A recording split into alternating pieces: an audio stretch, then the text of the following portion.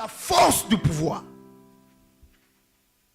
Il y a un Dieu de pouvoir et il y a la force du pouvoir. Un pouvoir est appelé à s'affermir. Alléluia. Quand on accède au pouvoir par le Dieu du pouvoir, il faut commencer à comprendre qu'est-ce qui fait la force d'un pouvoir. Et chacun de nous peut vivre le pouvoir d'une manière ou d'une autre.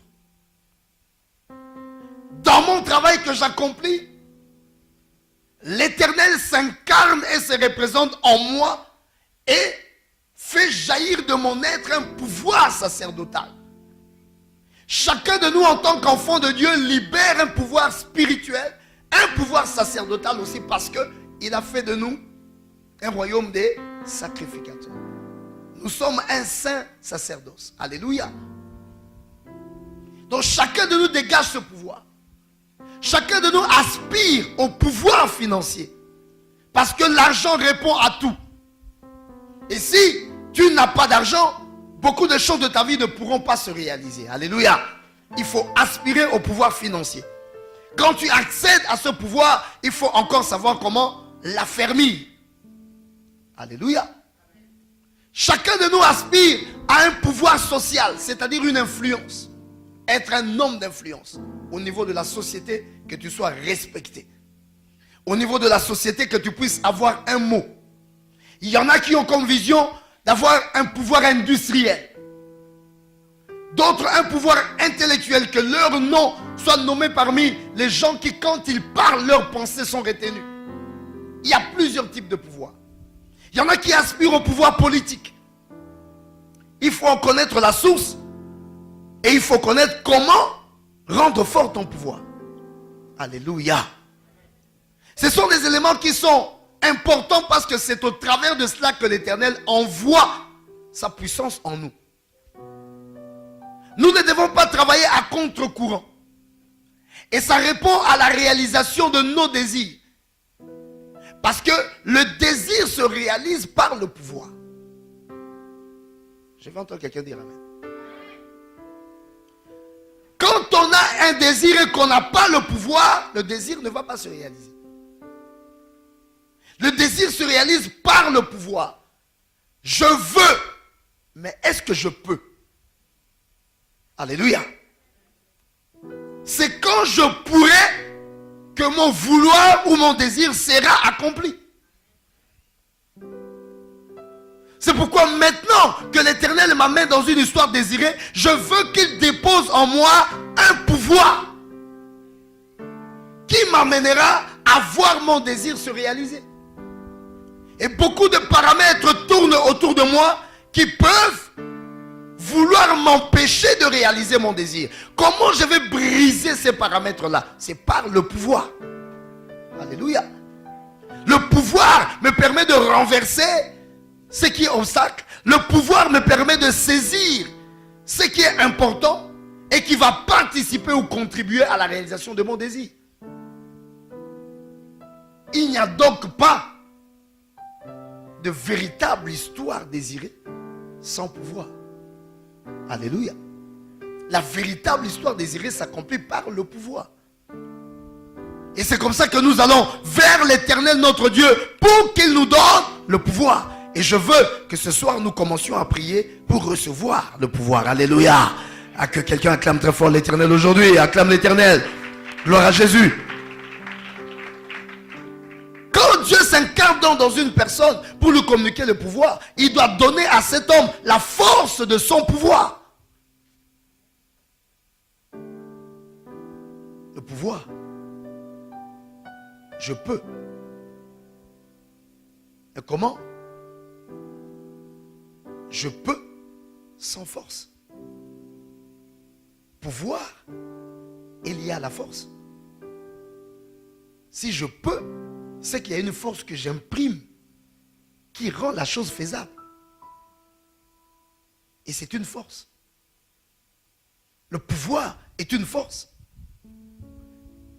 Et on parle d'affermir le pouvoir. Alléluia. Est-ce que tu es là avec moi? Alors écoute-moi.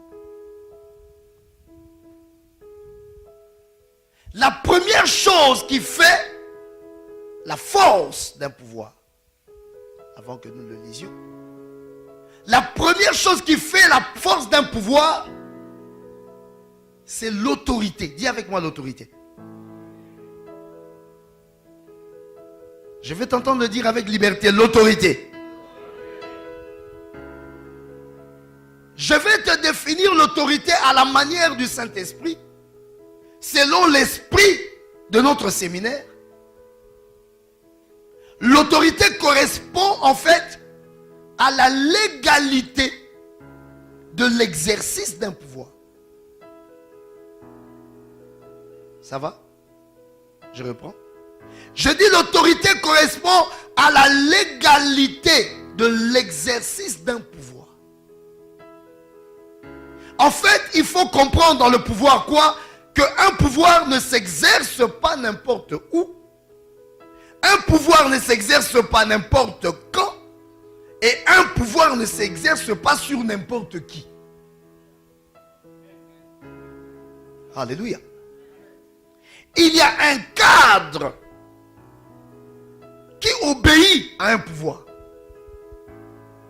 Il y a un autre cadre qui n'est pas concerné par un certain type de pouvoir. Alléluia. Mais ce cadre-là est défini par Dieu. C'est Dieu qui définit dans ce cadre, à cet endroit, le pouvoir va agir. Sur cette personne-là, le pouvoir va agir. À cet endroit-là, le pouvoir va agir. Alléluia. Dieu détermine ce cadre-là. Et quand il détermine ce cadre, il te donne donc un statut légal. Ça va? Que toi, pour ce type de choses, pour cet endroit, pour ce type de personne, ou pour ce moment, ton pouvoir agira au-dessus des éléments qui seront devant toi. Alléluia. Alors ça commence à devenir quoi? L'autorité. L'obéissance à un pouvoir ne dépend pas du cri ou de la vigueur. Parce que beaucoup pensent que quand ils ont le pouvoir, c'est parce qu'ils vont crier, c'est parce qu'ils vont faire ceci, ils vont faire cela que ça va marcher. Non. Je veux entendre quelqu'un dire amen en levant sa main droite là. C'est pas le cri. Je suis en train de te parler d'autorité. L'obéissance à un pouvoir ne dépend pas du cri ou de la vigueur. Mais c'est un charisme qui sort de l'homme et qui incline les choses. Alléluia. Même celui qui ne veut pas, il sent qu'il y a quelque chose qui l'incline. Il y a quelqu'un qui est en train de me comprendre. Quand Dieu te donne la légalité d'un pouvoir, par exemple, sur un endroit, ou sur un homme, sur des entités, même quand cet endroit-là ne veut pas, ou ces hommes-là ne veulent pas, ils sentent que sur toi, on dirait qu'il y a quelque chose de supérieur qui les impose à s'abaisser. Je vais entendre quelqu'un acclamer très fort l'Éternel. Donc ça ne dépend pas des cris. Au contraire, quand quelqu'un crie beaucoup, c'est qu'en réalité, il n'a pas l'autorité. Il est en train de chercher à se donner de l'autorité, mais il n'en a pas. Quelqu'un qui a l'autorité, même rien que sa présence peut faire fuir les souris. Il n'a pas parlé. Alléluia. Il n'a pas parlé. Vous savez, dans la forêt, un lion n'a pas besoin de parler. Un lion n'a pas besoin de rougir. Même si un animal le croise en repos, lui-même il fait demi-tour. Parce que Dieu l'a établi comme ça. Il a établi autorité. Il est roi dans la forêt. Et c'est bizarre. Il dégage quelque chose. Il réveille les émotions des lions. L'autorité, vous savez que ça peut tétaniser quelqu'un. L'autorité, ça peut commencer à faire bégayer quelqu'un. Tu peux te présenter devant quelqu'un, tu as bien préparé ton histoire que tu vas parler. Quand tu te retrouves là, tu sais bien parler français, mais tu commences à bégayer. Parce qu'il y a quelque chose qui sort de lui, qui est en train de te... Ça t'embouille, ça te balade là. Il n'a pas parlé, il te regarde seulement. Qui m'entend, qui dise Amen.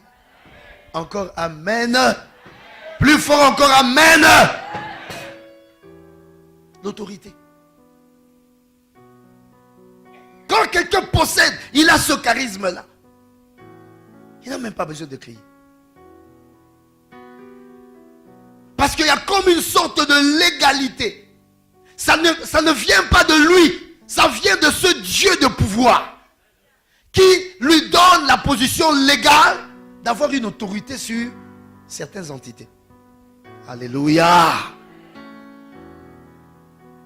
Donc, avoir l'autorité sur quelqu'un, sur quelque chose, est une position au-dessus que Dieu te donne.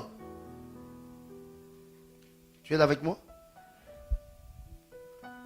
Je veux que nous lisions ensemble Matthieu chapitre 20 à partir du verset 20.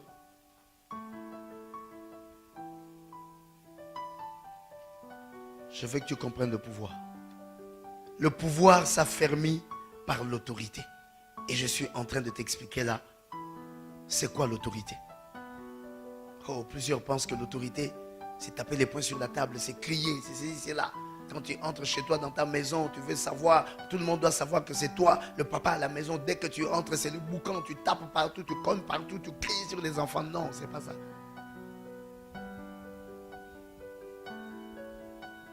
Ça, c'est quand quelqu'un ne sent pas qu'il a l'autorité, il cherche l'autorité, il commence à beaucoup crier. Matthieu chapitre 20, à partir du verset 20, la Bible dit ceci. Alors la mère des fils de Zébédée s'approcha de Jésus avec ses fils et se prosterna pour lui faire une demande. Il lui dit, que veux-tu? Ordonne, lui dit-elle, que mes deux fils que voici soient assis dans ton royaume, l'un à ta droite, l'autre à ta gauche. Jésus répondit, vous ne savez ce que vous demandez? Pouvez-vous boire la coupe que je dois boire? Nous le pouvons, dire-t-il. Alléluia. Et il leur répondit, il est vrai que vous boirez ma coupe. Mais pour ce qui est d'être assis à ma droite et à ma gauche, cela ne dépend pas de moi. Et ne sera donné qu'à ceux à qui mon Père l'a réservé. Les 10 ayant entendu cela furent indignés contre les deux frères. Et Jésus les appela et dit, vous savez que les chefs des nations les tyrannisent et que les grands les asservissent. Il n'en sera pas de même au milieu de vous, mais quiconque veut être grand parmi vous, qu'il soit votre serviteur. Et quiconque veut être le premier parmi vous, qu'il soit votre esclave. C'est ainsi que le Fils de l'homme est venu, non pour être servi, mais pour servir et donner sa vie comme la rançon de plusieurs. Acclame très fort l'Éternel si tu m'entends aujourd'hui. Dieu te place dans une position. Et quand tu es dans la position élevée, quand l'Éternel te place dans cette position, c'est en fait une position pour servir. Alléluia. C'est une position pour servir. On dit, le chef des nations, ils tyrannisent, ils asservissent. Ils pensent que c'est en grondant. Ils pensent que c'est en criant. Alléluia. Alors que l'Éternel nous montre lui son autorité. Tu l'as légalement. Même avec un sourire, quelqu'un peut être maudit. Alléluia. Qui m'entend que dise Amen? Même avec un silence, quelqu'un peut être maudit. Qui m'entend que dise Amen? Si quelqu'un est sous ton autorité, conteste ton autorité, même quand tu n'as pas parlé, ton charisme agit sur lui. Acclame l'Éternel si tu m'entends. Alléluia. Tu n'as pas besoin de démontrer à tes enfants que tu es leur père dans la maison. Tu es père légalement. C'est établi comme ça. Tant que l'enfant là est ta sémence, tant qu'il est passé par toi pour naître, légalement tu es père. Tu as de l'autorité sur lui.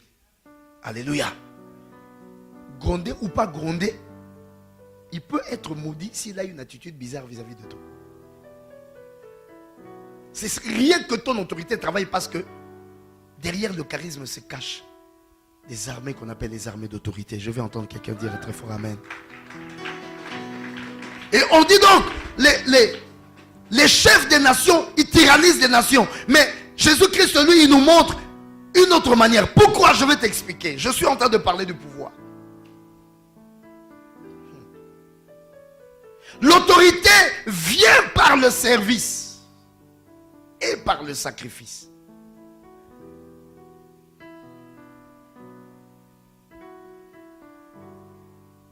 L'autorité vient par le service et par le sacrifice. On dit ici, on nous montre dans la parole, c'est ainsi que le Fils de l'homme est venu, non pour être servi, mais pour servir et donner sa vie comme la rançon de plusieurs.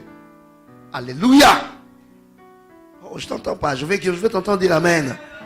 C'est ça qu'on appelle un père. C'est ça qu'on appelle une mère.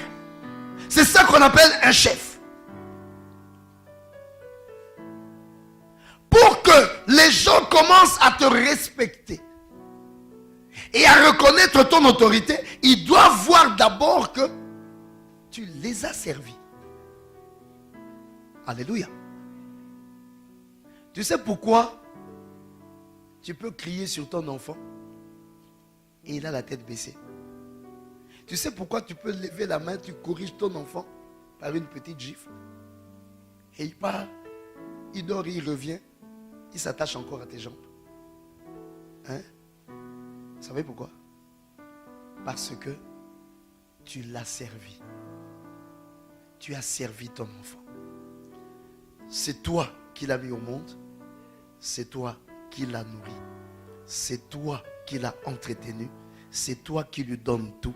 C'est toi qui fais tout pour lui. Ce que tu es en train de faire là lui communique dans son esprit la pensée que tu es une autorité pour lui. Acclame l'Éternel si tu m'entends.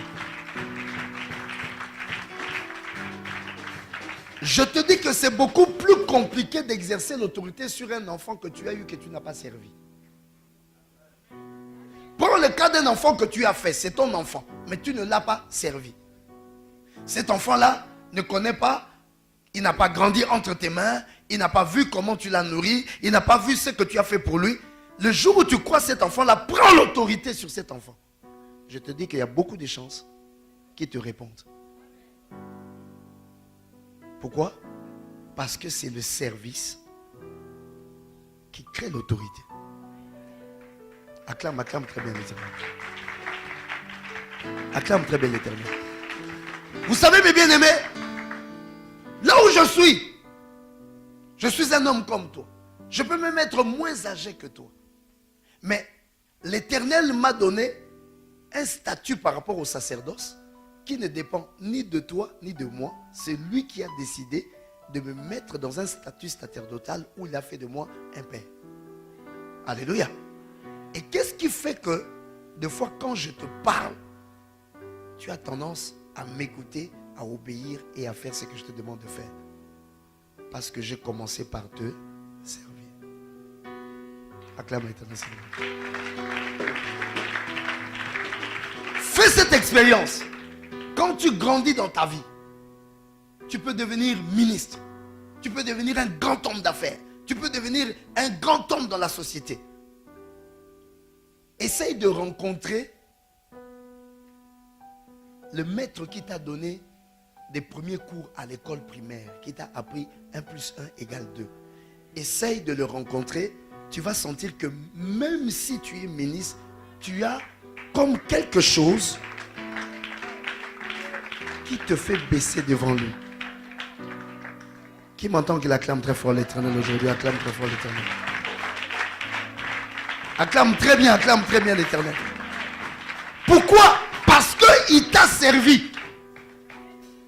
Il a fait des choses, ça devient comme une autorité. Il acquiert une certaine autorité. Et c'est ce que Jésus amène ici. Le pouvoir, mes bien-aimés. Le pouvoir, quand on sait que notre pouvoir est un pouvoir qui nous vient de Dieu, ce pouvoir-là ne vient pas par la tyrannie. Ça ne vient pas par l'asservissement, mais ça vient par le service. par le service, les cœurs nous sont donnés. Dieu nous donne ces cœurs-là parce qu'il nous établit par l'élection. Il te met à la tête par l'élection. Il te fait chef par élection. Il te fait père par élection. Dieu pouvait choisir que ce soit toi qui sois le père de ton père. Mais il a choisi autrement. C'est lui qui a voulu. Il aurait pu décider que toi tu naisses avant et que tu enfantes. C'est lui qui est ton père. Mais c'est pas ça, c'est qu'il a choisi. Il a choisi que toi tu sois fils, que ton père soit ton père. C'est Dieu qui le place dans cette position et ça lui donne un statut légal d'avoir l'autorité sur toi. Alléluia. Qui m'entend que dise amen. Et donc je suis en train d'expliquer que l'autorité, le pouvoir s'affermit par l'autorité. Alléluia. Tu es là avec moi? Sache une chose, que quand tu t'imposes sur les gens, ils finiront par te rejeter. Il y a deux manières d'exercer le pouvoir. La première manière, c'est par imposition, une sorte de dictature. Et c'est l'esprit de Satan qui sera avec toi.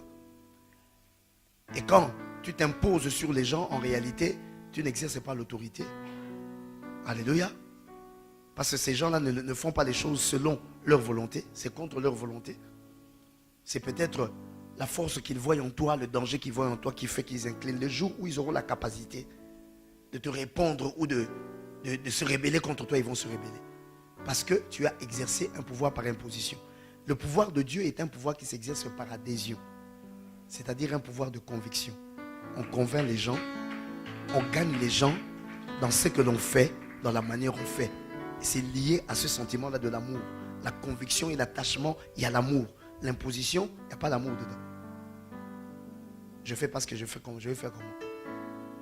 Je ne suis pas d'accord, mais je suis obligé de faire. Si je ne fais pas, il va me faire ceci. Si je ne fais pas, il me fera ça. Si je fais, il me fera ça. Je ne suis pas d'accord. Ce n'est pas basé sur l'amour. Ce n'est même pas de l'obéissance. Et je fais en murmurant. Et ça, c'est Satan qui travaille là-dedans. Alors que ce qui est de Dieu, on me convainc. J'adhère dans la chose. Je fais parce que je veux. J'aime. Alléluia. Acclame très fort l'Éternel. Acclame l'Éternel. Acclame l'Éternel. Et le pouvoir s'assoit quand l'autorité est de cette nature-là. Quand l'autorité n'est pas de cette nature-là, tu peux croire que tu as le pouvoir. Mais en réalité, tu es en train de nager sur une histoire. Quand ça va casser, tu ne comprendras rien. Parce qu'il n'y avait pas eu d'adhésion. Mais par imposition, les gens contre leur volonté ont fait des choses. L'autorité divine amène à la conviction. Et vous allez voir, dans la méthode de Satan, Satan n'a pas besoin de ton oui pour entrer dans ta maison, pour venir te donner une maladie. Il n'a pas besoin de ton oui. Mais Dieu te dit, je me tiens et je frappe à ta porte. Si tu m'ouvres. Si tu m'ouvres. Si tu ne m'ouvres pas, je n'entre pas. Si tu m'ouvres, j'entrerai. C'est-à-dire, j'ai besoin de ton accord. J'ai besoin que tu sois convaincu. Voilà pourquoi il passe par le chemin de la prédication. En prêchant la parole, il veut t'amener à croire. Si tu crois, tu dis, oui, je crois. C'est en ce moment-là qu'il commence à faire. Si tu n'as pas cru, il prend ses bagages, il s'en va avec ses choses. Alléluia. Il ne va pas t'imposer quelque chose. Acclame l'Éternel si tu m'entends aujourd'hui. Acclame l'Éternel. C'est pourquoi l'autorité de Jésus sur nous est une autorité basée sur l'amour. Nous l'aimons. Nous avons vu son service. Il a accompli le sacrifice. Il nous a parlé. Il nous a convaincus. Nous avons adhéré. Et nous nous sommes laissés conduire par lui, le bon berger. Il n'a obligé personne. Alléluia. Et ce pouvoir-là est un pouvoir fort. C'est un pouvoir que l'on défend. Ce n'est pas un pouvoir que l'on rejette. Mais Satan, il s'est imposé dans la vie des gens. Et quand les gens connaissent la lumière, quand les gens voient la vérité, ils rejettent Satan. Alléluia. Qui m'entend, qui dit Amen. Encore plus fort, Amen. Je veux t'entendre acclamer très fort l'Éternel. Le pouvoir, mes bien-aimés, l'autorité fait la force du pouvoir. Et c'est très important. Le charisme. C'est ça. Et donc l'autorité de Dieu, c'est par le charisme. Le charisme, comme je l'ai dit, ce n'est pas un cri. Le charisme est une sorte de séduction. Hein? C'est un type de charme. Le charisme. En fait, un homme charismatique épate. Un homme charismatique séduit. Un homme charismatique, il a ce pouvoir-là qui sort de lui, qui fait que quand il parle, les gens ont tendance à croire à ce qu'il dit. Les gens ont tendance à le suivre. Et c'est par ce charisme-là qu'ils embarquent les foules. Parce que Dieu dégage cette chose-là. Alléluia. Non, je vais t'entendre dire encore très fort Amen. Plus encore Amen. Quand tu travailles le pouvoir dans ce sens-là, je te dis, tu attireras. Même si ce n'est pas une foule, les gens qui viennent du coup, mais petit à petit, ton parfum sera senti. Alléluia.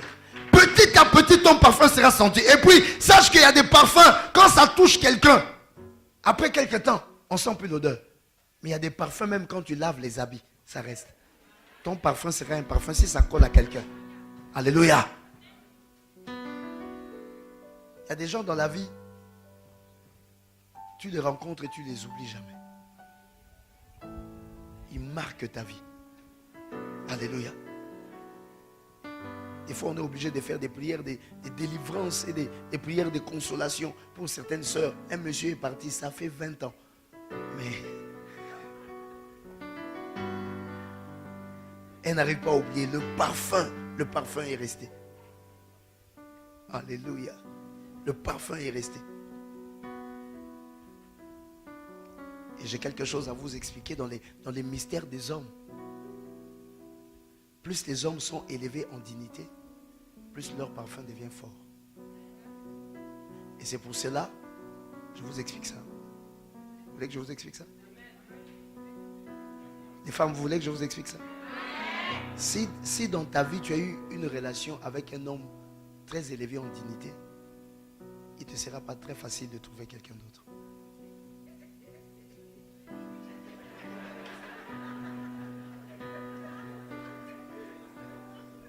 Il faut un travail pour enlever ces griffes. Je vous parle comme je vous parle, c'est spirituel, c'est comme ça. Il faut un travail pour enlever ces griffes.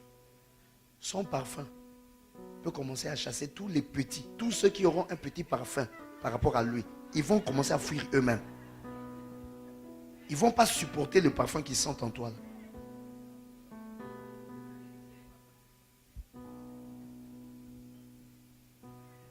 Il faut des mains exercées, des gens qui ont la connaissance sur ces choses-là, pour te dégager de ce parfum-là, pour qu'un nouveau parfum vienne.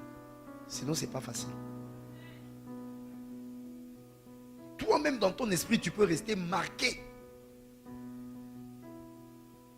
Il est parti, mais tu penses à lui. Tu es marié, mais tu penses à lui. Tu as refait ta vie, mais tu penses à lui. Et on doit t'enlever ça. Ce sont des mystères du pouvoir. Parce que le pouvoir, c'est pas comme vous voyez là. Le pouvoir, ce sont des parfums. Le pouvoir, ce sont des armées. Le pouvoir est un monde bizarre. Le pouvoir est un trône. Et chaque pouvoir a son Dieu. Et ça dépend du Dieu qui était sur le pouvoir. Alléluia. Même la nature, il y a des gens qui ont une dignité, soit sur cette terre, soit une dignité, peut-être que la terre ne les reconnaît pas, mais le ciel sait que celui-là c'est une dignité. Même le jour où il y a un événement, comme sa mort ou quelque chose, la nature bouge. Et il y a des gens qu'on n'arrive pas à oublier. Ils sont morts, ils sont partis. Mais on sent qu'ils vivent toujours.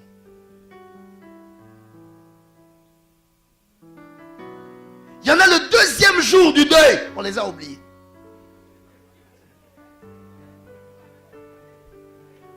Mais il y a des gens, même après 10 ans, des personnes parlent encore comme s'il était vivant. Tu te trompes même dans ta manière de parler. Oh, mais tu es en train de parler là. C'est quelqu'un qui est déjà parti de... Ah, on était tellement habitués. Parce que quelque chose a marqué et c'est resté. C'est des choses par rapport au pouvoir. Dis Amen. Je ne t'entends pas très bien, dis Amen. Je ne t'entends pas très bien, dis Amen. Encore Amen.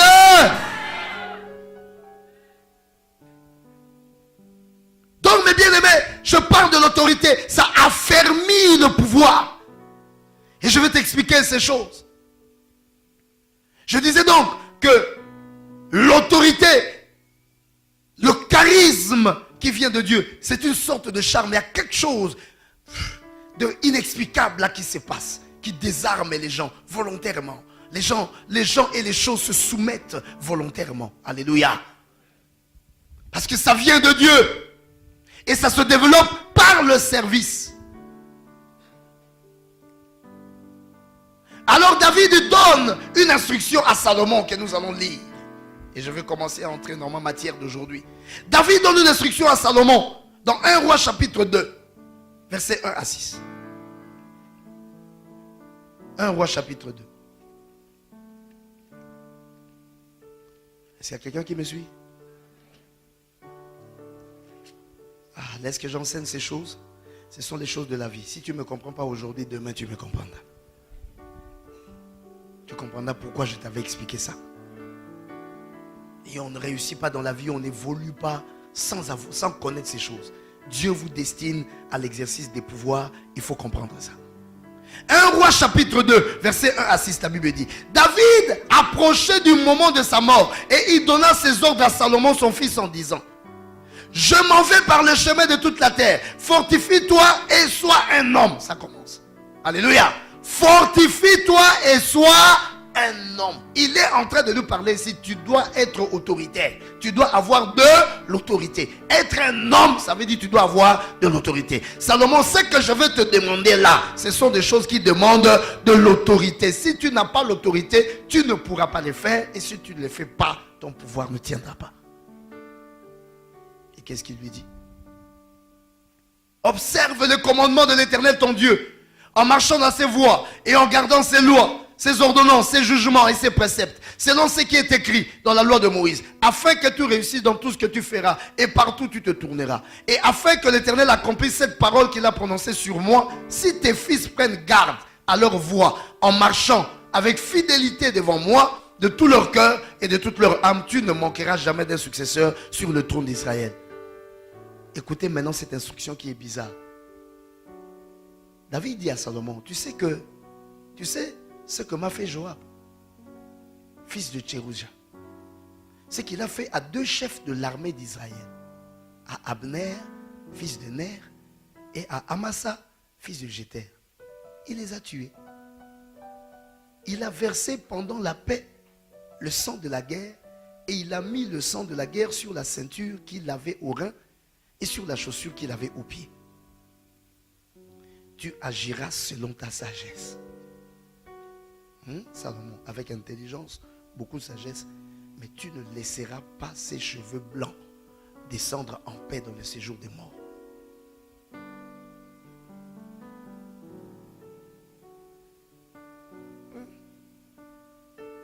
Je veux que nous comprenions. Là, c'est un homme de pouvoir qui est en train de léguer le pouvoir à son fils.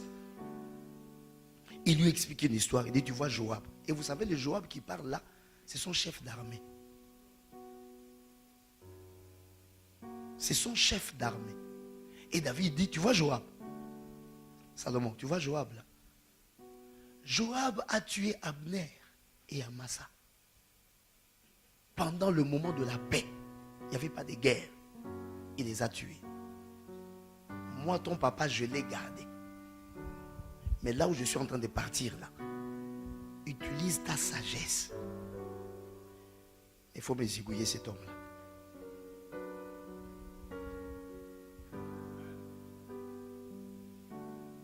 Je vais vous ouvrir l'intelligence. Parce que le pouvoir, on ne s'amuse pas avec ça.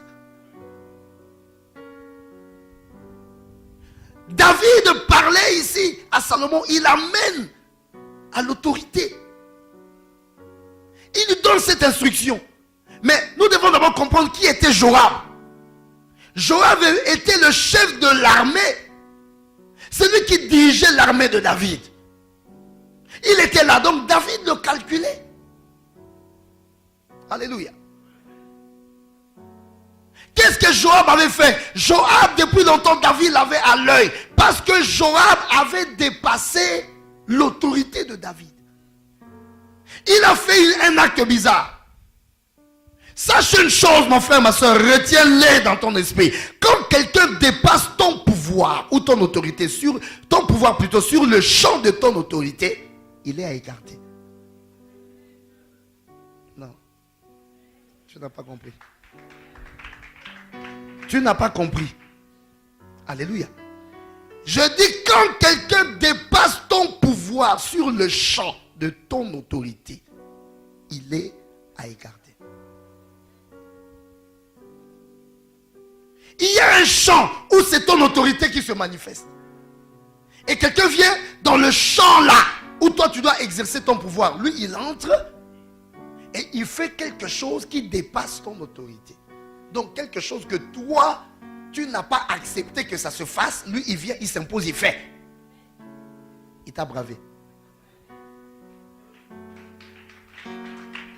Je veux entendre quelqu'un acclamer très fort l'Éternel. Je parle de l'affermissement du pouvoir. Si ton autorité ne se remet pas en place à cet endroit-là, je te dis que demain, il y aura un coup d'État, on va t'enlever. Demain, on va te destituer de là où tu es. Demain, on fera de ton champ d'autorité un poulailler. Demain, là où tu dois régner, les gens vont commencer à s'amuser. Pourquoi? Parce qu'ils sont entrés dans ton champ. Ils ont fait quelque chose au-dessus de ton autorité et ton autorité n'a pas réagi. Acclame très fort l'Éternel. Acclame l'Éternel si tu m'entends. C'est ce qui s'était passé. David, Joab avait fait quoi? Joab avait un problème. Il avait son petit frère. Joab, lui, il est le chef de l'armée de David. En ce temps que nous parlons, qu'est-ce qui se passait? David, quand il est devenu roi, la maison de Saül résistait encore, tenait bon. Et la maison de Saül avait gardé 10 tribus. David ne gérait que 2 tribus. Il était roi gérant 2 tribus. Les autres tribus étaient entre les mains du fils de Saül. Qui m'entend qui dit amen? Soutenu par un général d'armée qui s'appelait Abner.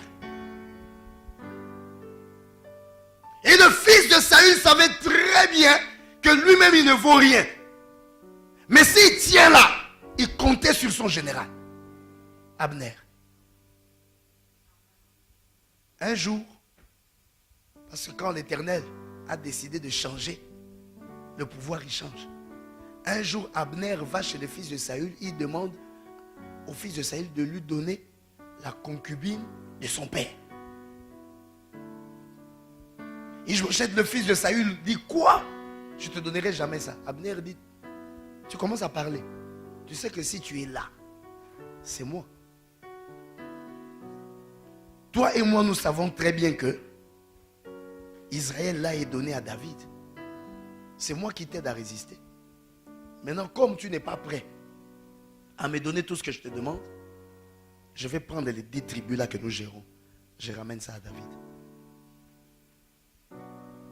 Alléluia. Et Abner est allé voir David. Abner dit à David, je suis venu te voir. Je reconnais la prophétie. De toutes les façons, nous tous nous savons que c'est toi qui devais régner. Alléluia. Si ça bloquait encore de l'autre côté là-bas, c'est moi. Parce que l'autre là, il ne vaut rien. C'est moi qui tiens les choses. Alléluia.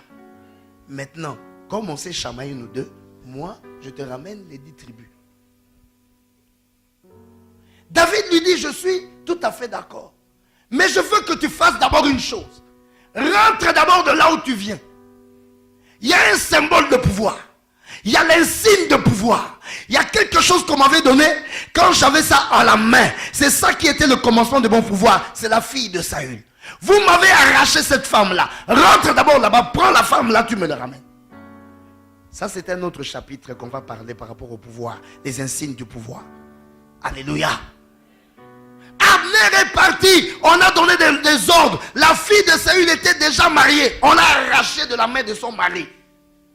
On dit, qui t'a permis d'épouser cette fille? Cette fille appartient à quelqu'un. Et elle est le signe de pouvoir de quelqu'un, on la ramène. Le mari pleurait. On a pris la fille de Saül, on a ramené. Qui m'entend que dise amen? Entre guillemets, il y a des choses que Dieu peut te donner qui sont des signes de ton pouvoir. Quand tu perds ça, tu commences à perdre le pouvoir. Eh, je t'entends pas dire amen, dis amen. Dis très fort amen. Encore plus amen. David a dit ramenez-moi d'abord. Il a ramené la fille de Saül. Et il a ramené les 10 tribus. C'est grâce à Abner que David enfin est devenu roi sur les 12 tribus. Alléluia. Qui m'entend, qui dit un grand amen. Mais le problème est que quand il y avait encore la tension entre le camp de David et le camp de Saül, dans leur guerre là, Abner avait tué le frère de Joab dans le combat. Dans le combat. Pendant qu'il se battait, Abner a tué le frère de Joab dans la guerre. Joab avait retenu ça dans sa tête. Quand il apprend que Abner est venu faire la paix avec David, il a ramené les 10 tribus. Lui, il n'était pas là, il revient, on lui fait le rapport qu'Abner est venu ici, il a fait alliance avec David. Dit quoi? Derrière le roi, il a fait poursuivre Abner. Il a tué Abner. Le roi ne le savait pas. On vient apprendre ça au roi. Le roi a pleuré. Il a déchiré les habits. Il a fait des obsèques, des dignités pour Abner. Parce qu'il connaissait Abner. Lui aussi, il a servi dans l'armée de Saül. Il était aussi dans la maison de Saül David. Il connaissait Abner. Et Abner était quelqu'un de très fidèle. Alléluia. S'il avait continué à tenir pour la maison de Saül, c'est à cause de sa fidélité. Et David l'aimait beaucoup. Mais il n'a pas accepté que Joab fasse quelque chose à son insu. Acclame très fort l'Éternel. Acclame l'Éternel, acclame l'Éternel. Et David a continué à gérer Joab. Est-ce que tu m'entends? David n'a pas digéré que Joab, dans le temps de la paix, lui il a tué. Il a réglé son problème, le problème de son petit frère, sans regarder les affaires du royaume. Il avait ses petits conflits intérieurs à gérer. Il réglait des comptes, utilisant le pouvoir de la place qu'il avait aux côtés du roi, pour régler des problèmes autres qui n'avaient rien à voir. Alléluia. Et beaucoup de gens perdent les pouvoirs comme ça parce que dès qu'ils se retrouvent dans des positions où ils ont un certain type de pouvoir, ils commencent à régler des problèmes individuels. Alléluia. Alors que le pouvoir n'est pas là pour régler des problèmes individuels, mais pour regarder les problèmes communs. Joab a réglé son problème. Il n'y avait pas de guerre, il n'y avait rien. Tu es chef de l'armée de quelqu'un, tu pars, tu exécutes une affaire parce que tu règles tes problèmes individuels. Donc tu agis pour toi. Tu n'agis pas pour le roi. Si tu commences comme ça, nous ne savons pas ce que tu vas faire demain. Mais David avait gardé Joab parce que David était un guerrier. Il savait qu'il peut contrôler les ardeurs de Joab. Maintenant que je m'en vais, je laisse le pouvoir à mon fils Salomon. Il n'est pas guerrier. Si je lui laisse comme chef d'armée Joab.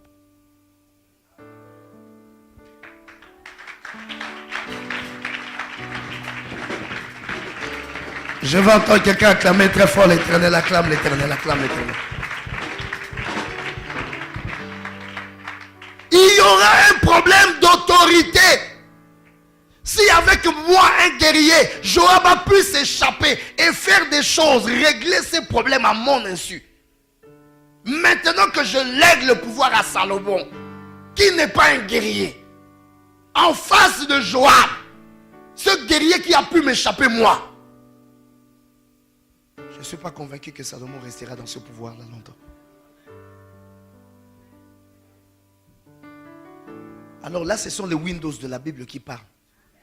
David a parlé, c'est l'esprit qui nous explique ça.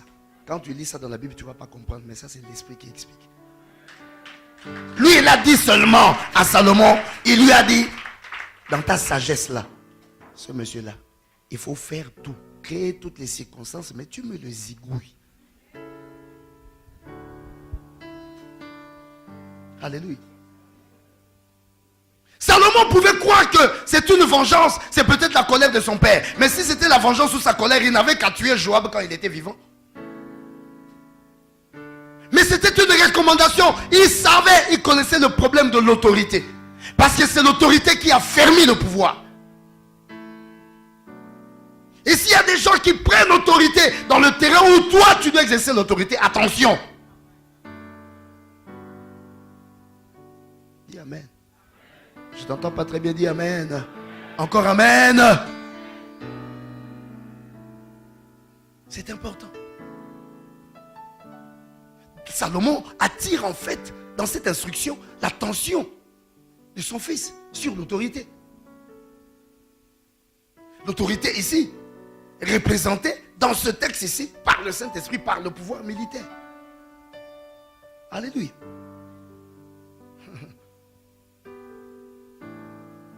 Un roi veille toujours à celui qui conduit son armée. S'il n'est pas fidèle, tu es mal barré.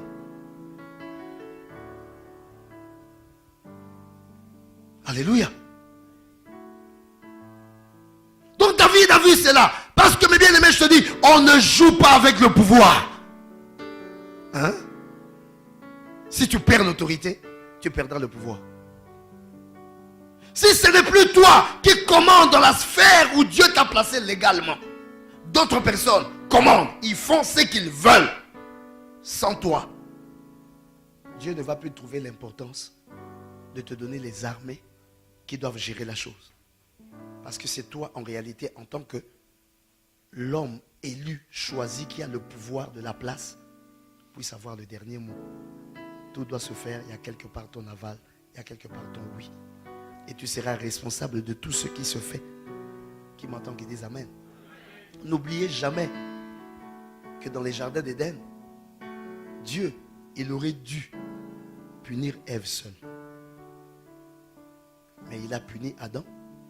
Et pire encore, quand il est venu les rencontrer dans les jardins, il savait très bien que c'est Ève qui a commencé ça. Je crois que dans la justice, Dieu devait appeler Ève pour lui dire, Ève, viens ici. Je suis omniscient, je sais ce que tu as fait. Adam le pauvre, c'est toi qui l'as amené dans ça. Je ne suis pas d'accord avec toi, je vais te punir. Mais Dieu n'a pas dit, Ève, où es-tu? Il a dit, Adam, où es-tu? Pourquoi? C'est toi qui devais exercer l'autorité, qui avait le pouvoir dans cette affaire. Les choses qui se sont passées là, c'est toi qui es responsable. Mes frères et sœurs, quand tu es autorité, ce qui se fait dans le lieu où toi tu as la gestion, c'est toi qui en portes la responsabilité. Je vais entendre quelqu'un clamer l'Éternel. Vous savez qu'on a enlevé le pouvoir au sacrificateur Élie. Pauvre sacrificateur Élie, qu'est-ce qu'il avait fait? Le sacrificateur Élie n'a rien fait de mal, il a fait son service bien. Mais ses enfants, ils allaient y piquer, ils mettaient des fourchettes pour voler. Ils volaient les sacrifices qu'on mettait avant même que ça soit cuit. Ils prenaient ça cru. Les gens leur disaient, mais attendez d'abord qu'on puisse même cuire les sacrifices. Non, non, non, on va manger ça cru. Ils mettaient les fourchettes, ils prenaient. Ils profanaient les choses de l'autel de Dieu. Mais quand Dieu est venu parler, Dieu n'a pas parlé à Ophni et Phiné. Il n'a pas parlé au fils d'Élie, il est venu parler à Élie. Comment tu as laissé tes enfants faire ça? Tu devais donc exercer l'autorité et arrêter ça. Tu n'as pas arrêté ça, c'est toi que je bannis du sacerdoce. Élie a été banni du sacerdoce. Acclame très fort l'Éternel. Mon frère, ma soeur, ne sois pas étonné que si ton enfant fait le banditisme à l'école, il ne faut pas dire que ce n'est pas moi. On va te convoquer. Tu vas venir là, tu vas te justifier, mais est-ce que moi j'étais là? Moi j'étais au boulot. Lui il est venu à l'école, moi j'étais pas là. C'est pas moi qui lui ai demandé de taper l'autre, de faire ce qu'il a fait là. C'est pas moi qui ai demandé, c'est pas toi qui as demandé, mais tu es son responsable, tu es son autorité. Alléluia, c'est toi qui répondras sur cette affaire.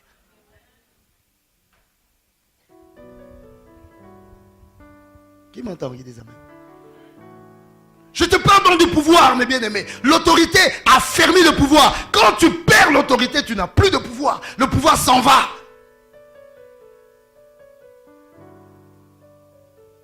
Et c'est comme ça. Il y a un autre là qui a été exécuté, Chiméu, on parlera de son cas après. Mais les deux, quand Salomon les a exécutés parce que Salomon a suivi les ordres. Alléluia. Je ne te parle pas d'aller couper la tête des gens.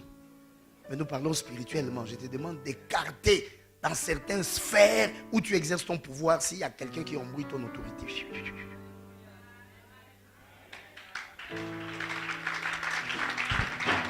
Alléluia. Dis amen. Parce que le pouvoir, si tu t'amuses avec ça, tu perds ça. On ne blague pas. Tu t'amuses avec ça, tu perds ça. Ils étaient à deux. Il y a un autre là, on l'aide. Mais quand les deux sont partis, la Bible dit dans 1 Roi chapitre 2, le verset 46. Le deuxième, on verra son cas après. Au verset 46. Voici ce que la Bible dit. Et le roi, là c'est Salomon, a exécuté. Et le roi donna ses ordres à Benaja, fils de Joachada, qui sortit et frappa Shimei, le deuxième. Et Shimei mourut. Quand les deux sont morts, le premier est mort un peu avant, la royauté fut ainsi affermie entre les mains de Salomon. La royauté fut ainsi affermie. Le pouvoir fut affermi. Alléluia. Qui m'entend, qui dise Amen. Il y a des mariages même dans la maison. C'est comme s'il y a deux femmes dans la maison. Les opérations belle-mère là. Dis Amen. Tu es la belle-mère, tu te respectes. Tu viens entrer dans la maison de ta belle-fille, ce n'est pas toi l'autorité là-bas.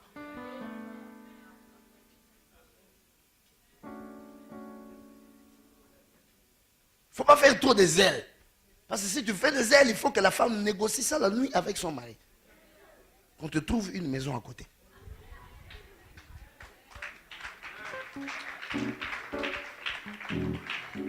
Dis Amen.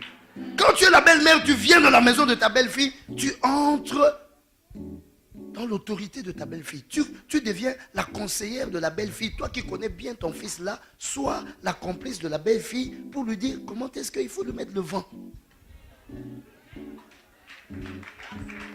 Je vais entendre quelqu'un dire Amen. Non, je ne t'entends pas. Dis Amen. Oh, les hommes, vous pouvez ne pas dire Amen. Les femmes, dites Amen.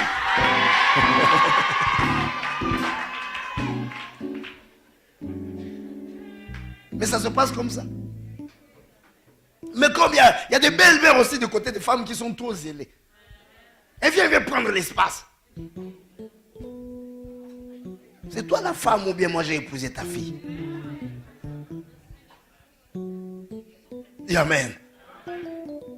Elle commence à repousser maintenant la fille là-bas, c'est elle maintenant qui doit montrer que la fille elle est mauvaise. D'ailleurs c'est moi, l'enfant là, elle a toujours été comme ça. Toi là, tu fais des remarques à ta fille devant ton mari. Toi là, on sert le mari comme ça. C'est pas comme ça qu'on sert le mari. Allez, regarde comment je mets l'assiette. Mais tu ne peux pas lui parler à côté. Ça c'est quel zèle. Va dire à ta fille à côté ce que tu as fait là, ça se fait pas. On ne sert pas le mari comme ça. Va, change l'assiette là, comme ça. Vas-y. Allez, va changer. Toi, c'est devant le mari que tu es en train de blâmer la fille. C'est comme ça. Quand je vous disais qu'il faut apprendre à travailler, vous ne voulez pas travailler. Regarde, tu n'arrives pas à t'occuper de ton mari. Maintenant, si le mari paie les bagages, il s'en va. Toi, tu es responsable de séparation. Il y a des belles-mères qui accusent même, ils accusent leurs enfants. Elle va accuser des histoires qu'elle doit gérer. C'est elle qui va accuser. Tu changes quoi? On t'épouse toi ou bien on fasse quoi? Dis Amen. Le pouvoir.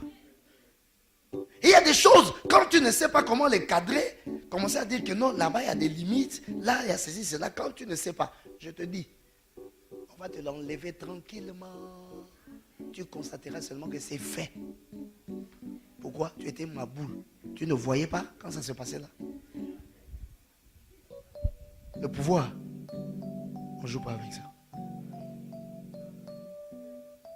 Oh, pardonnez-moi. Il ne fallait pas que je dise ça. Alléluia! Et il a établi Benaja. Benaja fut établi à la place de Joab. Et vous savez où il trouve Benaja? Alléluia. Il trouve Benaja toujours là dans les rangs de son père. Le père a dû le souffler. Parce qu'il y avait des gens qui étaient là. Je dis, l'autorité. C'est très important. Ça fait asseoir le pouvoir. Benaja, nous le retrouvons dans 1 Roi chapitre 2. D'abord dans 1 Roi chapitre 2, verset